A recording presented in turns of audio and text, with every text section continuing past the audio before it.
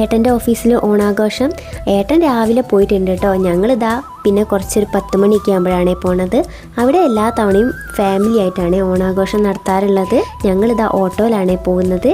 പൊറ്റമ്മലൊക്കെ എത്തിയപ്പോഴത്തേക്ക് നല്ല ബ്ലോക്കായിരുന്നേ.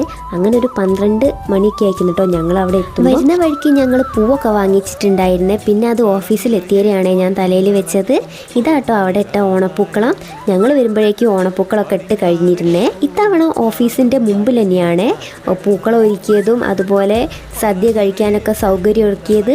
അല്ലെങ്കിൽ ഇവിടെ ഓഫീസിൻ്റെ മുകളിൽ വലിയൊരു ഹോളുണ്ട്, അവിടെ വെച്ചാണ് ഉണ്ടാവാറുള്ളത്. ഞങ്ങൾ എത്തുമ്പോഴേക്കും ഒരു വിധം ഫാമിലീസൊക്കെ എത്തിയിട്ടുണ്ടായിരുന്നു കേട്ടോ.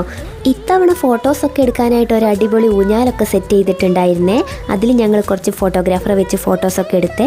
പിന്നെ അതാ 1:30 ആകുമ്പോൾ ഞങ്ങൾ സദ്യ കഴിക്കാൻ പോവുകയാണേ. നല്ല അടിപൊളി സദ്യ ആയിരുന്നേ. ഇനി ഇത് കഴിഞ്ഞാൽ ഓണാഘോഷ പരിപാടിയാണ്.